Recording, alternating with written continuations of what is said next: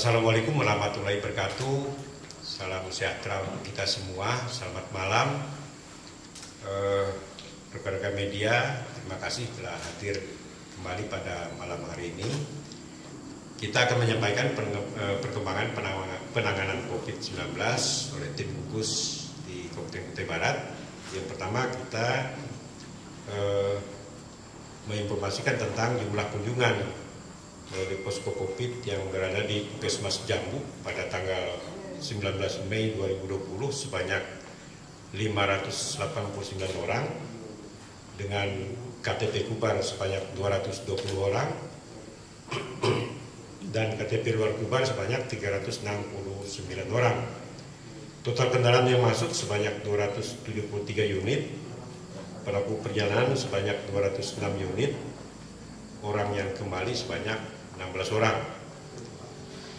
Sedangkan data melalui Puskesmas Nilam Putih pada tanggal 19 Mei 2020, pengunjung berjumlah 101 orang dengan jurusan Balikpapan Kutai Barat 12 orang, Samarinda Kutai Barat sebanyak 14 orang, dari Kukar ke Kutai Barat sebanyak 4 orang, dari wilayah Kabupaten ke Bentian Besar sebanyak 37 orang, dari wilayah Kabupaten ke Rendian Lusuh sebanyak 34 orang. Sedangkan data yang melalui Puskesmas Sungiram pada tanggal 19 Mei 2020, pengunjung berjumlah 429 orang dan yang keluar berjumlah 266 orang. Total kendaraan yang masuk sebanyak 286 unit dan yang keluar sebanyak 157 unit. Pelaku perjalanan sebanyak 8 orang. Sedangkan data melalui Puskesmas Penyinggahan pada tanggal 19 Mei 2020 nihil, tidak ada pelayaran.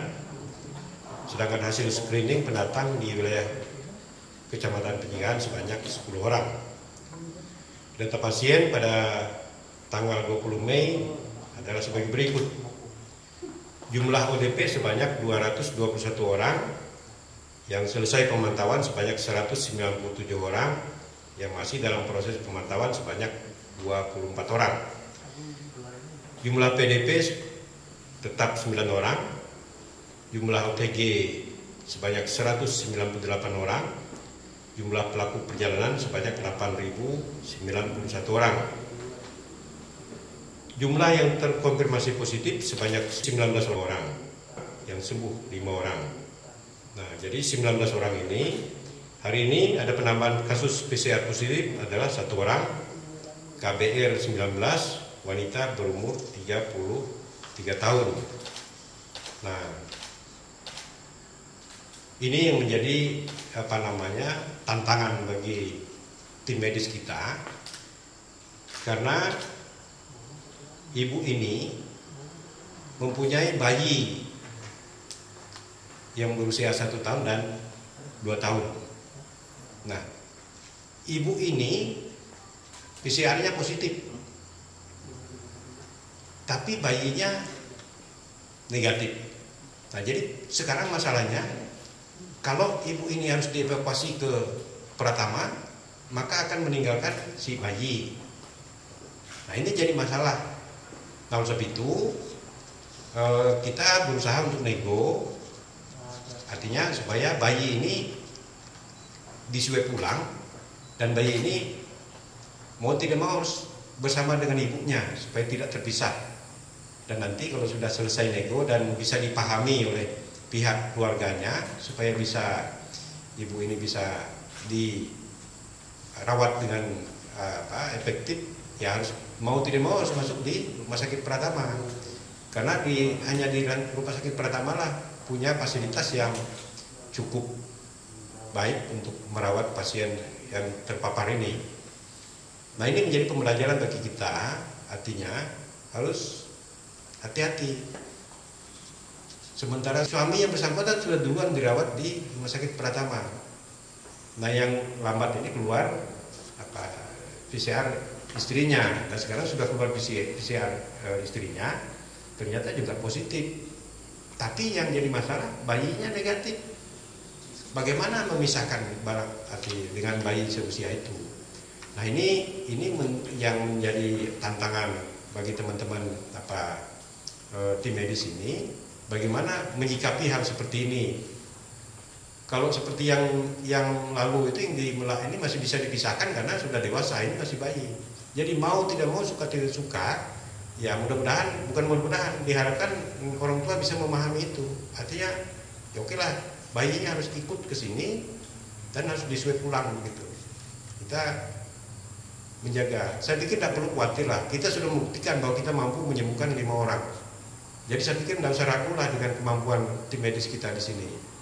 Nah, justru kita ini prihatin, jangan sampai bertambah lagi. Kalau makin bertambah, tim medis kita ini kewalahan juga. Kasihan mereka. Sudah sekian bulan, 1 bulan lebih ini tidak pernah mengunjungi keluarga mereka, di karantina terus. Artinya tim pertama ngerawat 14 hari.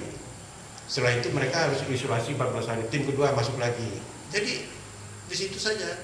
Saya bayangkan kalau semakin banyak lagi ini menjadi presiden buruk bagi kita. Jadi tim medis ini kan manusia juga. Mereka punya perasaan, punya batas kemampuan, punya keluarga juga. Gitu lah. Masa kita tidak kasihan dengan itu? Oleh sebab itu harapan kita, ya ikutilah anjuran-anjuran pemerintah ini.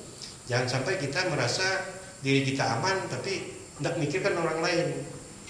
Kita pada saat ini bisa aman karena kita sehat, tapi kita berpikir bagaimana kalau kita posisinya sebagai tim medis yang menangani, yang sekarang sedang berjibaku dengan jiwa raga mereka membantu pasien.